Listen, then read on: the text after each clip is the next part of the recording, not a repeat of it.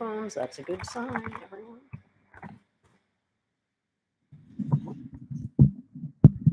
One must always fall down before one gets up, right? So the question is, who's watching us? So far, we have nobody here. We have one person. Welcome. Please introduce yourself. I'm Judith Kate Friedman. I am very happy to be the person looking to see what that strange, oh, that's what it is, that strange creeping thing that you were seeing at the edge. It is the microphone.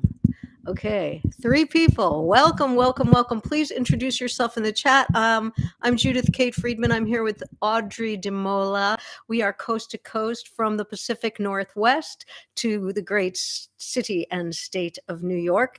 And we are, that was my hometown. She's my homie from across the coast.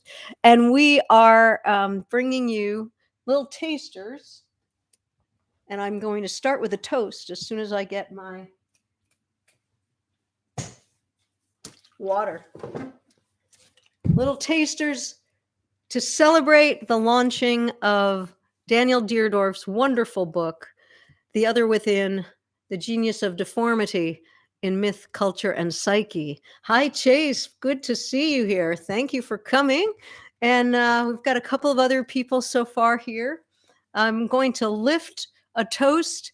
And in my tradition, one of my traditions, spiritually, the Jewish tradition, I'm going to say the Shehechianu prayer, which is saying, thank you, oh great source of life, all that is, for bringing us all through everything we had to go through in order to get to this moment in time and taste these fruits of the new season.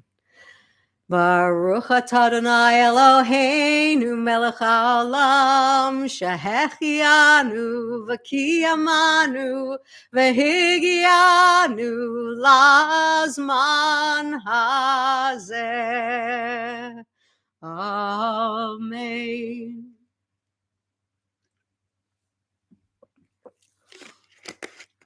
So, as some of you may know, Daniel Deardorff was an associative mythologist. When he became a mythologist, after also being a songwriter, producer, musician, wonderful singer, and as he called himself, a myth singer, a bard in the oral tradition. And we met in 2003, so it's going on 20 years ago, at the Great Mother Conference, the Conference of the Great Mother and the New Father, which Robert Bly started.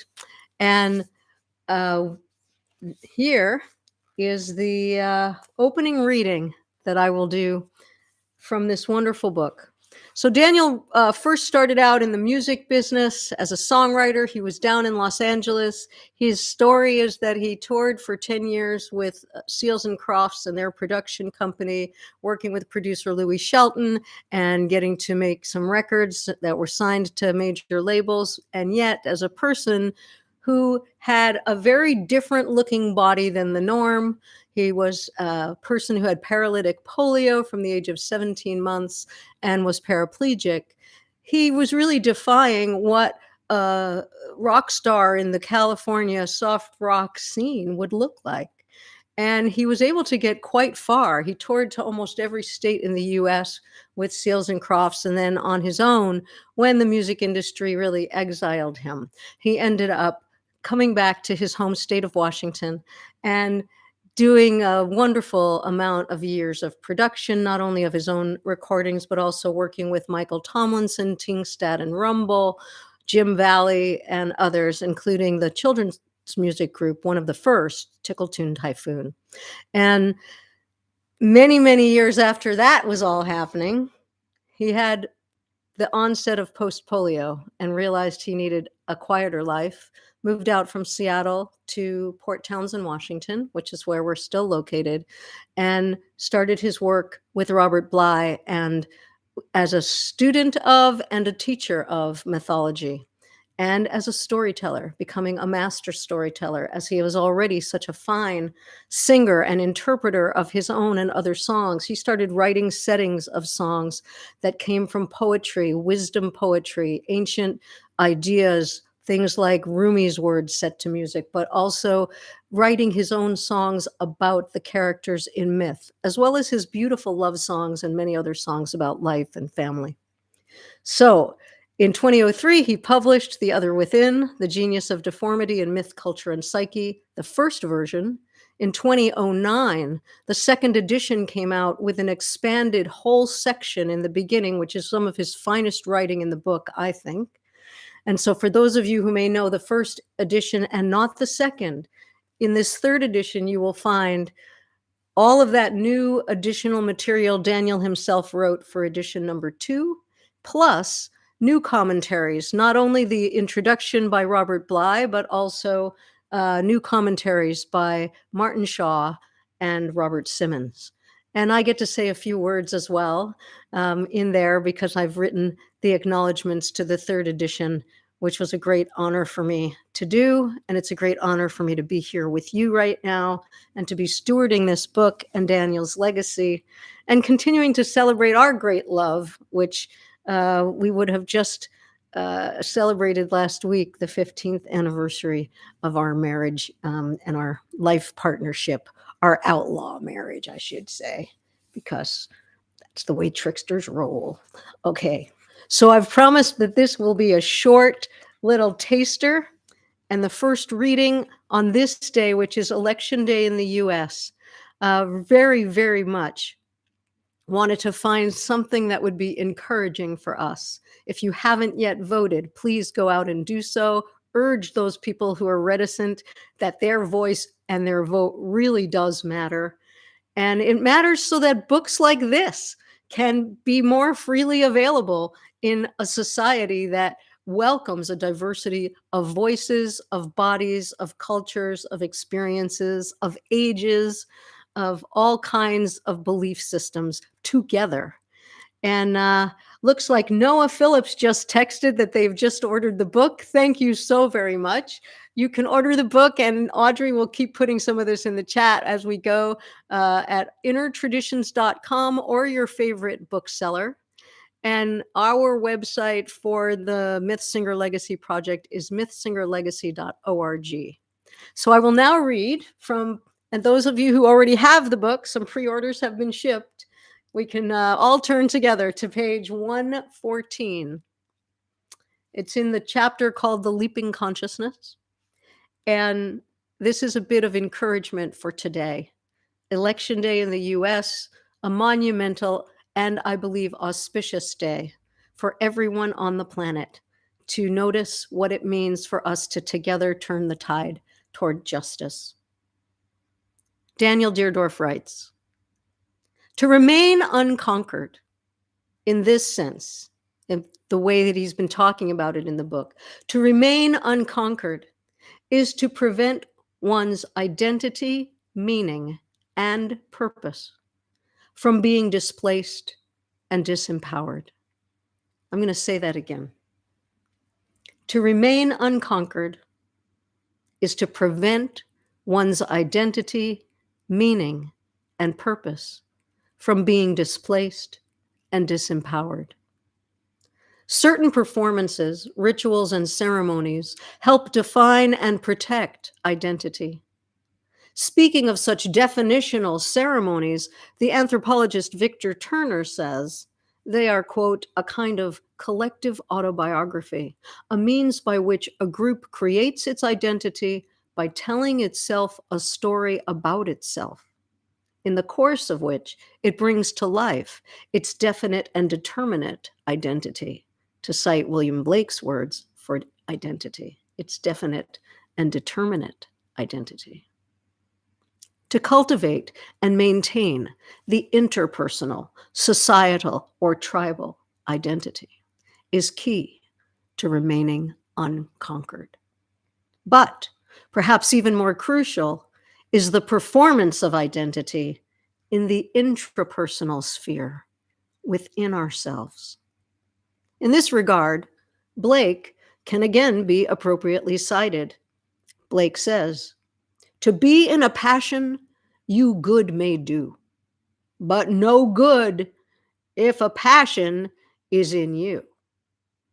In other words, when in a passion, Deardorff writes, I still know who I am. My identity and meaning are maintained.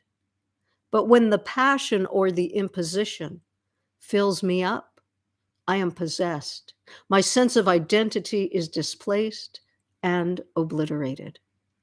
Instead of appropriating what has been imposed and retaining an accurate sense of identity, the individual is inundated with, in William Butler Yeats's words, that defiling and disfigured shape the mirror of malicious eyes casts upon his eye until at last he thinks that that shape must be his shape. In the face of such invasive, overwhelming oppression and disconfirmation, the consciousness of ritual display,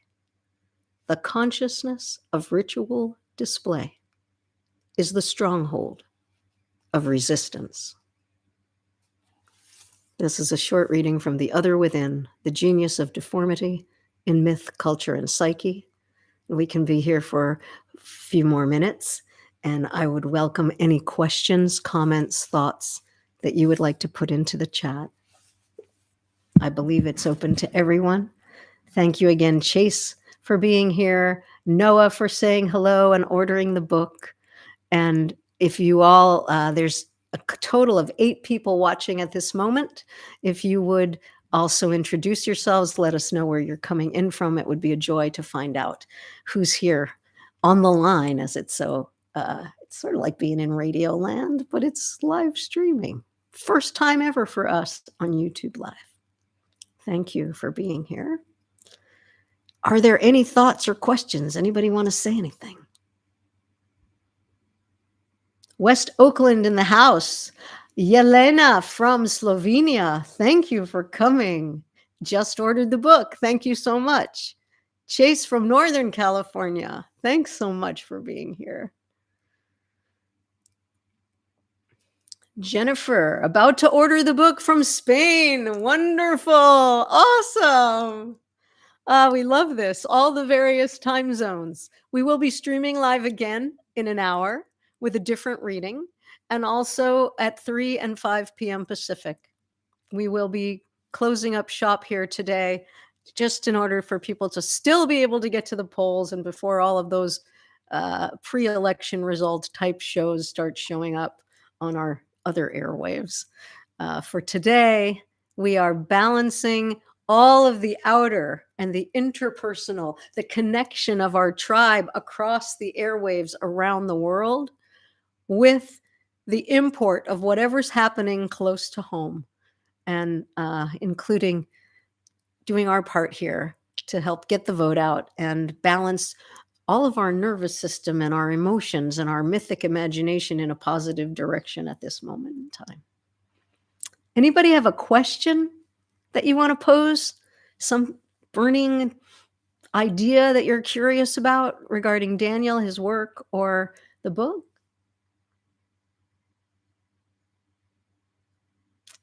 Audrey is here. Audrey, you have a question for me? What are you curious about? Everyone's listening.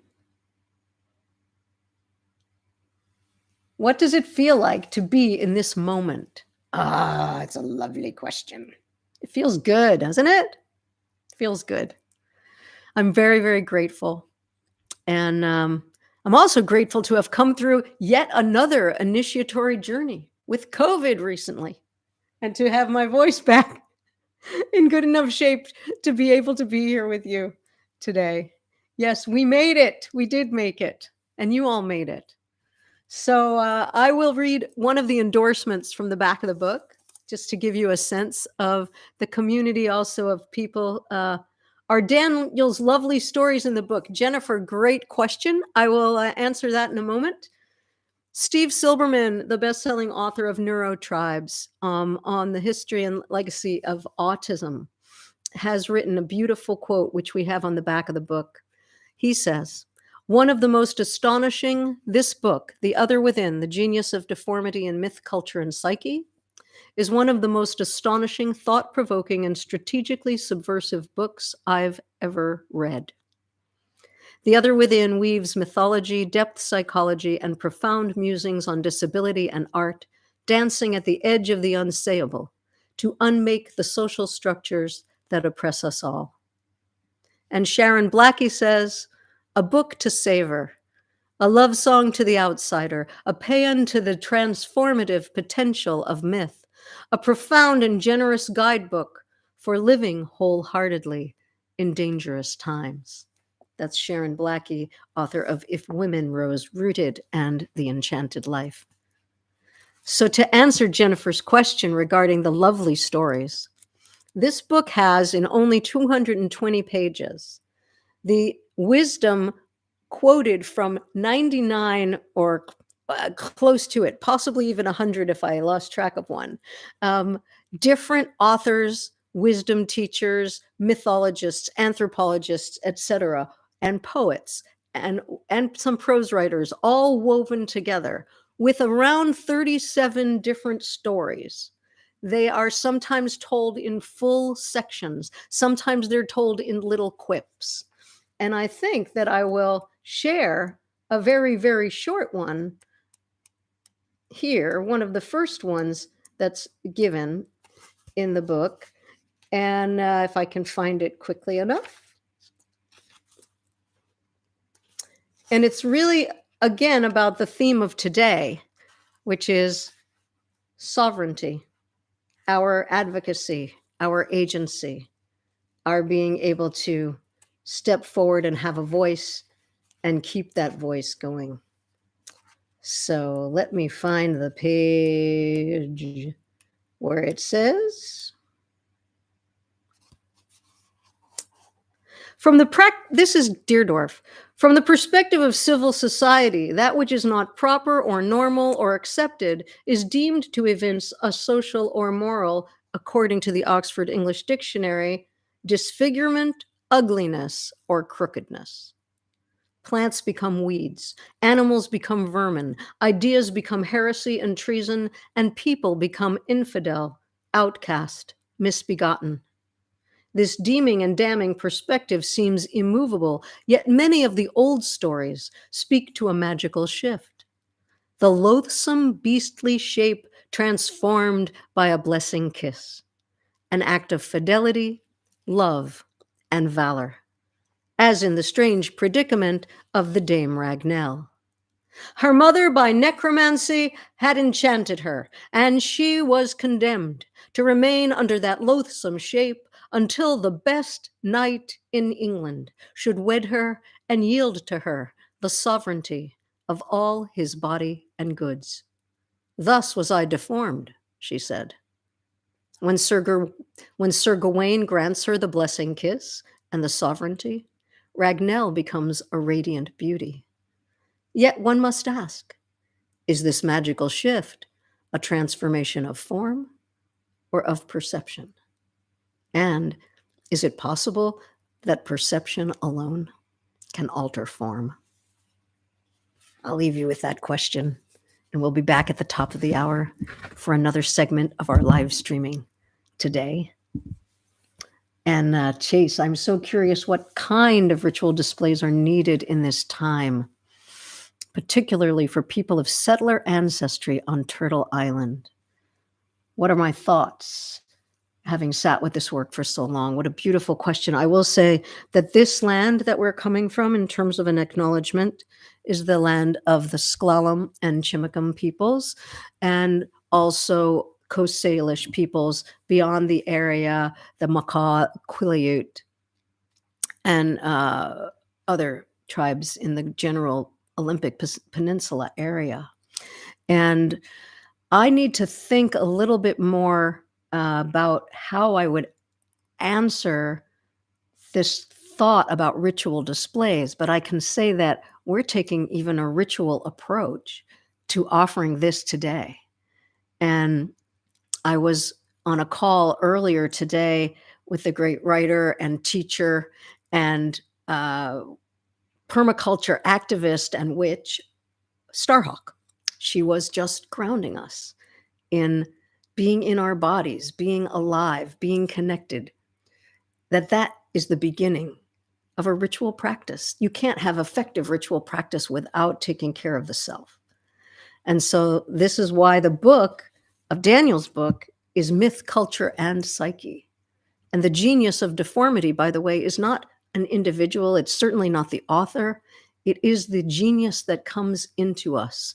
So how do we cultivate that? And as people of settler ancestry, just off the top, because this is a huge topic that deserves many, many more hours of conversation, which I hope we will have, Chase, is for me, as a white settler and also as an Ashkenazi Jew with Russian and Ukrainian area, Belarusian roots, Czech-Hungarian roots of Eastern Europe, just 2 generations ago, I think about the migrations and what each people can do to honor their own ancestry and authenticity, and then be allied with each other.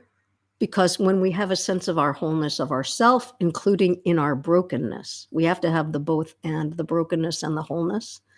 When we have that, we have resilience, we have rootedness, we have a sense of the verticality of, wow, we have practices that make us notice that we are just alive for a moment in time in all of this, but we are also part of the great stream of time.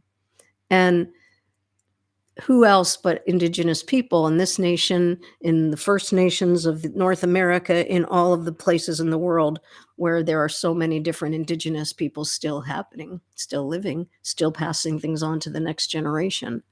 We need to be humble to listen to that wisdom and to really feel the resonance. So that's the first thing I would say. And I see that we have everybody still staying on for this whole time. This is not meant to become a whole full half hour of teaching or anything. I really appreciate, the reminder to honor the ancestral names of the peoples of this land, this gathering place of the Coast Salish peoples, which was not originally a town. And then when it was a town, it was called Katai, which some people are starting to bring back. So yes, and thank you for bringing in Reb Zalman Schachter Shalomi.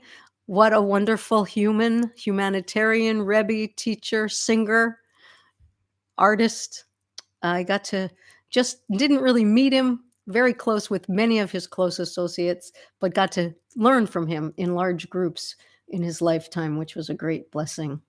So thank you so much. Please tell your friends about the book, about these events. And Audrey, if you could put the information on our November 12th, we're having a longer event in the evening. Sorry for those of you in late time zones or early ones across the pond.